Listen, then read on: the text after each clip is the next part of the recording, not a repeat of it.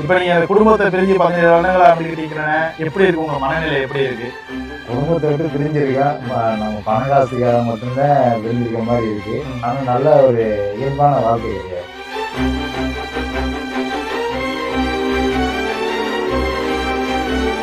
பிறந்துட்டாரு, நான் போய் பார்க்க கூட முடியல. அம்மா இருக்கிறாங்க. வருத்தமான செய்தியான நம்ம கூட இருந்து நம்மளை பெற்று வளர்த்த ஒரு தந்தையை வந்து இழந்து நம்ம பார்க்க முடியாம வந்து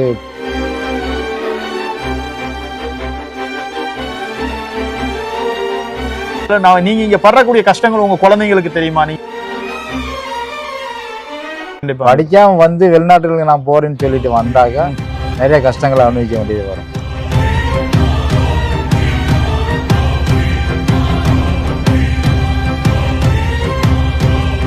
லீவலா இருக்கானே, சமைக்க கூட முடியாத அளவுக்கு வேலை இருக்கும். வேலை இருக்கும். அந்த அளவு வேலைகள் இருக்கும்.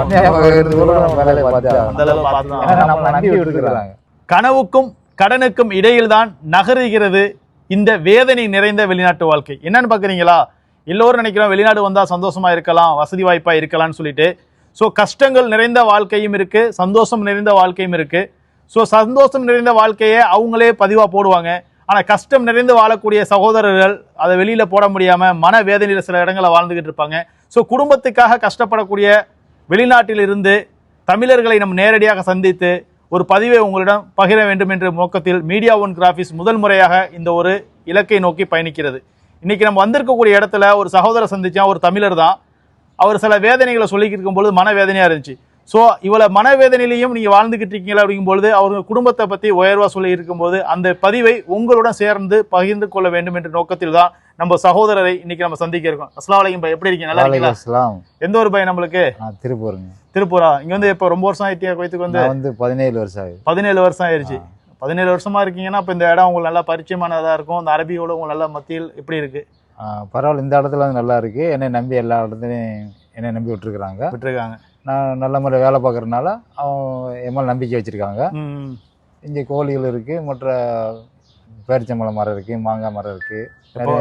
நம்ம ஊர் மாதிரி இது ஒரு பண்ணை வீடுன்னு சொல்லலாம். அரபியோட பண்ணை வீடு. நல்ல அரபியோட வசதி வாய்ப்பு இருந்தாங்களா? எப்படி? நல்ல வசதி உள்ள ஆளுங்க தான். நல்ல உள்ளவங்க. இப்ப நீங்க அந்த குடும்பத்தை பிரிஞ்சு 17 வருடங்களா இருந்துகிட்டு இருக்கீங்கன்னா எப்படி இருக்கு உங்க மனநிலை? எப்படி இருக்கு? குடும்பத்தை விட்டு பிரிஞ்சிருக்கேன். நம்ம பணம் காசுக்காக மட்டும்தான் பிரிஞ்சிருக்க மாதிரி இருக்கு. ஆனா நல்ல ஒரு இயல்பான வாழ்க்கை கிடையாது. இயல்பான வாழ்க்கை இல்ல கிடையாது. எல்லாத்தையும் ஊர்ல விட்டுட்டு வந்துடுறோம் தானே. ஊர்ல விட்டுட்டு வந்துடும். நம்ம தனிமையில இங்க இருக்கிறோம், வேலை பாக்குறோம், சாப்பிட்றோம், படுக்கிறோம், அது மட்டும் தான். ஆனா நல்லது கெட்டது எதுவுமே அனுபவிக்க முடியாது. இப்ப நீங்க இப்ப வந்து 17 வருஷத்துல இப்ப அம்மா அப்பா எல்லாம் இருக்காங்களா உங்களுக்கு? அத்தை இறந்துட்டாரு, நான் போய் பார்க்க கூட முடியல. அம்மா இருக்கிறாங்க. வருத்தமான செய்தியான நம்ம கூட இருந்து நம்மளை பெற்று வளர்த்த ஒரு தந்தையை வந்து இழந்து நம்ம பார்க்க முடியாம வந்து போகணும்னு நினைக்கிற போது இங்க ஆள் வேணும், ஆள் வச்சுட்டு போகணும் அப்படிம்பாங்க. நம்ம நினைச்ச மாதிரிலாம் வெளிநாட்டுக்கு ஊருக்கெல்லாம் போக முடியாதானே? கண்டிப்பா போக முடியாது. அதெல்லாம் விட மாட்டாங்க. கண்டிப்பா போக முடியாது. இப்ப நீங்க அத்தா இறந்துட்டாங்க சொன்னீங்க, அப்பா இறந்துட்டாங்க. அப்ப உங்களோட மனநிலை எப்படி இருந்துச்சு? நானா அழுதுட்டு உட்காந்து தனிமையில உட்காந்து அழுதுகிட்டு இருந்தீங்க. அவ்வளவு துவா பண்ணிக்கிட்டு. யாரும் பக்கத்துல எல்லாம் யாருமே எதுவுமே கிடையாது இருக்கிறாங்க. நம்ம என்னத்தை சொல்ல முடியும்?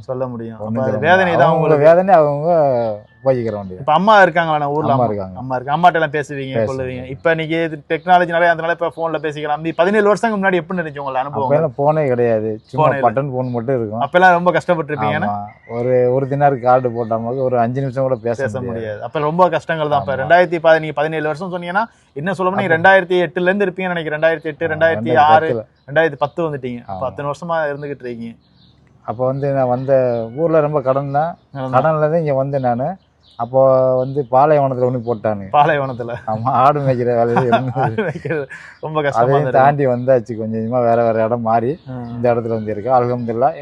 இப்போ இருக்கிற கபில் வீடு நல்ல வீடு. 100 வருஷம் அவங்களும் நல்லா இருக்கணும், அவங்கள வச்சு நாமளும் நல்லா இருக்கணும். கண்டிப்பாக. அல்ஹம்துலில்லாஹ். இப்போ நீங்க பிள்ளைங்க எல்லாம் இருக்காங்களாண்ணே? எனக்கு ஒரு பையன் இருக்கிறாரு. இப்போ காலேஜ் போயிட்டு இருக்காரு. பையன் நல்லா படிச்சுட்டு இருக்காரா? நாம கஷ்டப்பட்டாலும் நம்ம பொண்டாட்டி பிள்ளை நல்லா இருக்காங்க. இல்ல, வெளிநாட்டுக்கு வரக்கூடிய எல்லாருமே சொல்லக்கூடிய ஒரு வார்த்தை, நான் கஷ்டப்பட்டாலும் என் குடும்பம் சந்தோஷமா இருக்க வேண்டும் என்பது அனைத்து மக்களோட, வெளிநாட்டு வாழக்கூடிய சகோதர சகோதரியோட கருத்தா தான் இருக்கும். இருந்தாலும் நீங்க இங்க படக்கூடிய கஷ்டங்கள் உங்க குழந்தைங்களுக்கு தெரியுமா? நீங்க வந்து கோழிங்களுக்கு தீவனம் நான் போய் பார்த்தேன், மாஸ்க் எல்லாம் போட்டுட்டு ரொம்ப கஷ்டப்பட்டு. ஏன்னா என்னால உள்ள கூட வர முடியல, அப்படியாப்பட்ட சூழ்நிலை இருந்துச்சு. இது மாதிரி இந்த பிள்ளைங்களுக்கு தெரியுமா? உங்க ஃபேமிலிகளுக்கு தெரியுமா நீங்க இப்பெல்லாம் கஷ்டப்படுறீங்க? இந்த மாதிரி சூழ்நிலை அவங்களுக்கு வரக்கூடாது. இதை பாக்குற வீடியோ பாக்குறவங்களும் அவங்க கொஞ்சம் புரிஞ்சு நடந்து கொள்ள நல்லது. இப்ப இன்னைக்கு இளைய சமுதாயம் பாத்தீங்கன்னா இப்ப எல்லாம் சமூக வலைதளங்கள் ஆர்வமா இருக்காங்களே தவிர ஒரு சில இளைஞர்கள் அழிகட்டு கூட போறாங்க. இந்த மாதிரி சமூக வலைதளங்களை பகிர்ந்துக்கக்கூடிய இளைஞர்களுக்கு நீங்க படக்கூடிய கஷ்டங்கள், இன்னும் சொல்ல போனா உங்க குழந்தைங்களுக்கே இதுல இது சொல்ல வரீங்களா? இப்பெல்லாம் கஷ்டப்படுறீங்களா? உங்க பிள்ளைங்களுக்கு சொல்லுங்க, எதாவது சொல்ல வரீங்களா? நல்லா படிச்சு ஒரு நல்ல வேலையை அவங்கவுங்க எடுத்துக்கிட்டாங்களாக்கி அவங்க வாழ்க்கையை நல்லபடியா போகும். கண்டிப்பா. படிக்காம வந்து வெளிநாட்டுகளுக்கு நான் போறேன்னு சொல்லிட்டு வந்தாக்க நிறைய கஷ்டங்களை அனுபவிக்க வேண்டியது வரும். சரி, நம்ம படிச்சவங்க வந்தா மட்டும் நல்ல வாழ்க்கை கிடைக்குமா வெளிநாட்டுல? அவங்க தலையெழுத்து. அவங்க வந்து படிச்சவங்களுக்கு தகுந்த வேலையும் இங்க கிடைக்காது வெளிநாட்டுல. கண்டிப்பா. அவங்க பெரிய இன்ஜினியரா இருக்கட்டும், டாக்டரா இருக்கட்டும், திறமை அரபிக்காரவங்க என்ன வேலை கொடுக்குறாங்க அதை நம்ம செஞ்சாங்க பாக்குற மாதிரி ஒரு சூழ்நிலை இருக்கு. இப்ப வீட்டுக்கெல்லாம் பேசுவீங்களாண்ணே? பேசுவேன். இன்னைக்கு இந்த மாதிரி ஒரு நிகழ்வு இருக்க போகுது அப்படின்னு சொல்லிட்டு உங்க ஃபேமிலிட்ட யார்ட்டையும் ஷேர் பண்ணீங்களா? சொல்லிருக்கீங்க இந்த மாதிரி பேட்டி இருக்கிறது நம்ம இந்தியாவில். நம்ம பேட்டிங்கிறது கிடையாது, நம்ம சம்பவம் நிறைய வீடியோக்கள் போடுறோம். நான் உங்களை சந்திக்கும் போது மனவேதனையா இருந்துச்சு. ஒரு அனுபவங்களோடு சரி இருக்குமே உங்களுக்கு, இதை மக்களுக்கு சொல்லலாங்கிற ஒரு நோக்கத்துக்கான முதல் முயற்சி. இன்னும் சொல்ல போனா என்னோட இன்டர்வியூல முதல் ஆள் நீங்க தான். அப்படிங்கும்போது ரொம்ப சந்தோஷமா இருந்துச்சு. சந்தோஷம். இப்ப அடுத்த கட்டணம், இப்ப நீங்க இதெல்லாம் பராமரிக்கலாம், நீங்க தான் பராமரிக்கணுமா எப்படின்னா? இவ்வளவு பெரிய கடல் இருக்கு, இவ்வளவு பெரிய வீடுகள் இருக்கு, யாருமே இல்ல, நீங்க மட்டும் தான் இருக்கீங்க, உங்களுக்கு பயமாலாம் இருக்காதா? பயமெல்லாம் இல்லை, இங்க இருந்து பழையிருச்சு. இல்ல எனக்கே இந்த இடத்த சுத்தி பார்க்கணுங்கும் பொழுது அவ்வளவு பெரிய கார்டன்லாம் இருக்கும் பொழுது நைட்ல வந்து நம்மளுக்கு வந்து புலி மாதிரி அதெல்லாம் இங்க வரதுக்கு வேலையெல்லாம் கிடையாது. இல்ல சில இடங்கள்லாம் வந்து புலி இருக்கு, நரியெல்லாம் இருக்குன்னு சொல்றாங்க குவைத்துக்குள்ள. நம்ம பார்த்தது கிடையாது, கேள்விப்பட்டிருக்கோம். அது மாதிரிலாம் இது கிடையாது. இங்க பாலைவனத்துல இருக்கு, ஆனா இது வந்து இந்த ஏரியால இல்ல. இப்ப சமையல்லாம் நீங்க சொந்தமா சமைச்சுக்கணுமா எப்படின்னா? ஓனர் வீட்டுல எல்லா சாமான் கொடுத்துருவாங்க, நம்ம சமைச்சு சாப்பிடுவோம். நீங்க தான் சமைச்சு சாப்பிட்டுக்கணும். இப்ப வேலையும் பாத்துக்கணும், நம்ம சமைச்சு சாப்பிட்டுக்கணும். லீவ் எல்லாம் இருக்கானே, சமைச்சு கூட முடியாத நிலைமையில வேலை இருக்கும். அப்ப அந்த அளவுக்கு வேலைகள் இருக்கும். பட்னியா இருந்து கூட நம்ம வேலையை பார்த்து ஆகணும். அந்த அளவு பார்த்துதான், ஏன்னா நம்மளை நம்பி விட்டுருக்காங்க. கண்டிப்பா நம்ம சாப்பிட்றத விட அவங்களுக்கு நல்ல முறையில் வேலை செஞ்சு கொடுக்கறது அவங்களுக்கு சந்தோஷம். இல்ல நம்ம தமிழர்களை பொறுத்த வரைக்குமே நம்மளை ஒருத்தர் நம்பி ஒப்படைத்தால் நம்ம உயிரே போனாலும் அதை பாதுகாப்போங்கிறது வந்து தமிழர்களோட மரபு. ஆமா, அது நீங்க மட்டும் கிடையாது, எல்லோருமே செய்யக்கூடியவங்க, நம்ம நம்பி ஒப்படைக்கக்கூடியது. அதன் வெளிப்பாடு தான் உங்கள்கிட்ட தெரியுது. ஏன்னா இது தமிழரோட மரபணு. நம்ம வந்து நம்மளை ஒப்படைக்கிறவங்களுக்கு நம்ம நம்பிக்கை விசுவாசமா இருக்கக்கூடியவர் தான் தமிழர்கள். அதோட வெளிப்பாடாக தான் நீங்க சொல்றீங்க. நான் சாப்பிடாட்டியே பரவாயில்ல, நம்மளை நம்பி ஒப்படைச்சிருக்கவங்க வந்து நம்ம நல்லபடியா இருக்கணும் அப்படிங்கிறது ரொம்ப ஒரு சிறப்பான ஒரு காணொலியாக தான் நம்ம பார்க்க வேண்டியது இருக்கு. சரி, நான் இப்போ வீட்டில எல்லாம் இது மாதிரி என்ன சொல்லுவீங்களா? இது மாதிரி லீவுக்கெல்லாம் போவீங்களா? இங்கே ஏன்னா ரொம்ப தூரம் நான் உங்களுக்கு டிராவல் பண்ணி வரும்போது ரொம்ப தூரம் வந்து எப்படி 1/2 மணி நேரம் 1 மணி நேரம் ஆயிடுச்சு டிராவல். அப்புறம் இங்கேருந்து கோயில் சிட்டிக்கெல்லாம் நீங்க போறதுக்கு எப்படி போவீங்க? பஸ் வசதியெல்லாம் இல்லை போறக்க? டாக்ஸி பிடிச்சி தான் போகணும். இப்போ வாங்கக்கூடிய சம்பளம் அந்த டாக்ஸிக்கெல்லாம் சரியா வருமா? டாக்ஸியில் வந்து நான் வெளியில போனாக்க ஓனர் வீட்டில் கொடுப்பாங்க. ஆஸ்பத்திரி அந்த மாதிரி போறோம். மற்ற நம்ம சொந்த செலவுக்கு போனால் நம்ம டாக்ஸி பிடிச்சி. இப்போ இந்த இடங்கள்ல தமிழர்கள்லாம் யாரும் இருக்காங்க? இருக்காங்க, கொஞ்சம் பக்கமா இருக்கிறாங்க. பக்கமா இருக்காங்க. அவங்களாம் போய் நீங்க சந்திக்க போவீங்களா? எப்போ வாரத்துல ஒரு நாள் மசீதில் சந்திப்போம். மசீதில் சந்திக்கிறதா? இப்போ வந்து இங்க உங்களை மாதிரி ஆட்களுக்கு இந்த மசீதிலோட சந்திக்கிறதா ஒரு பெருநாளாக இருக்கும். பெருநாள் மாதிரி அந்த மாதிரி. இப்ப இடையில பெருநாள்லாம் வந்துச்சு, வீட்டுக்கெல்லாம் பேசுனீங்களா?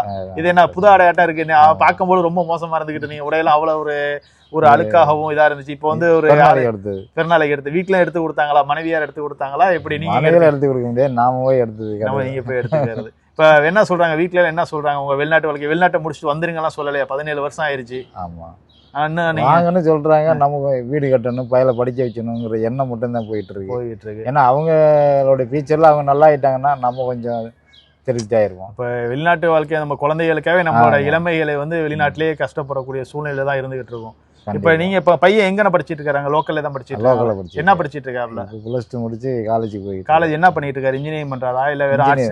இன்னும் கோர்ஸுக்கு போறாப்ல இந்த வருஷத்தோட போறாங்க. நல்லபடியா படிக்க வைங்க. உங்க பிள்ளைங்களுக்கு இதன் வாயிலாக என்ன சொல்ல வரீங்க? இன்னும் சொல்ல போனா உங்களை மாதிரி எத்தனோ பெற்றோர்கள் அரபு நாடுகளில் வாழ்றாங்க. நம்ம குவைத்தை தவிர உலகம் முழுக்க தமிழர்கள் வாழ்ந்துகிட்டு இருக்காங்க. குடும்பத்தின் நல்ல கேட்டகரியில் இருக்கிறவங்க, அவங்கள பத்தி அவங்க நிறைய போஸ்ட் ரீல்ஸ் போடுவாங்க. நம்மளே மாதிரி ஆட்கள் சமூக வலைதளங்கள் கூட பயணிக்க முடியாமல் கஷ்டப்படக்கூடியவங்க எத்தனை பேர் இருக்காங்க. இவங்களுக்கெல்லாம் நீங்க என்ன சொல்ல வரீங்க? நல்லா பெரியவங்க வந்து நம்ம பெரியவங்களாம் வந்துட்டு படிக்காம நம்மளாம் கொஞ்சம் அதிகமாக படிக்கல, கொஞ்சம் படித்ததுனால இந்த மாதிரி சாதாரண கூலி வேலை பார்த்துக்கிட்டு இதை பார்க்குற நண்பர்கள் சின்ன வயசு ஆளுகள் நல்லா படித்து காலேஜ் படித்து நல்ல லெவலில் இப்போ கம்பெனியில் வேலைக்கு வந்து நல்லா சம்பாதிச்சா நல்லா இருக்காங்க. ரொம்ப சந்தோஷம். நம்மள உங்களை சந்திக்க வந்ததில் எங்களோட சில அனுபவங்கள் நம்ம நேரடியாக பார்க்கும்போது நிறைய அனுபவங்கள் கிடச்சி இவ்வளோ பேர் வாழ்க்கை வெளிநாட்டில் இருந்துக்கிட்டு இருக்காங்க அப்படின்ட்டு அதெல்லாம் நம்ம சமூக தலைவங்களை மக்கள் மத்தியில் கொண்டுட்டு போகணுங்கிற ஒரு முயற்சியாக தான். நம்ம அண்ணன் சொல்லக்கூடிய விஷயங்கள் என்னன்னு பார்த்தீங்கன்னா, இளைஞர்கள் இன்னைக்கு சமூக வலைதளங்களில் ஆர்வமாக இருக்கீங்க, அதே மாதிரி படித்து உங்கள் திறமையை முன்னுக்கு கொண்டு வாங்க. படித்திருந்தால் மட்டும் போதாது. ஏன்னா நிறைய அண்ணன் சொல்லும்போது நிறைய படிச்சிருந்தா இந்த சாதாரண பார்க்குறோம். அண்ணன் ஒரு விஷயத்தை பதிவு பண்ணுறாங்க. என்னன்னு பார்த்தீங்கன்னா, படித்திருந்தால் மட்டும் போதாது, திறமை இருக்கணும். ஏன்னா அரபியல் கொடுக்குற வேலையை நம்ம பார்க்கக்கூடிய சூழ்நிலை ஏற்படும் அப்படிங்கிறாங்க. ஸோ இருக்கக்கூடிய காலங்கள் குறுகிய காலமாக நம்ம வாழ்ந்துகிட்டு இருக்கோம். ஏன்னா முந்தி ஒரு 100 90 இருந்துச்சு, இப்போ 60 80 இருந்துச்சு, இப்போ 30 40ங்கிற மாதிரி வயசுகள் வந்துருச்சு. படிக்கக்கூடிய இளைஞர்கள் உங்கள் பெற்றோர்களை மனதில் கருத்தில் கொண்டு இளைஞர் சமுதாயம் நல்ல ஒரு சமுதாயமாக உருவாக வேண்டும். படித்த மட்டும் போதாமல் அடிஷ்னலான குவாலிஃபிகேஷன் நீங்கள் உருவாக்கி கொள்ள வேண்டும். நம்ம அண்ணனை சந்தித்ததில் ரொம்ப சந்தோஷம்.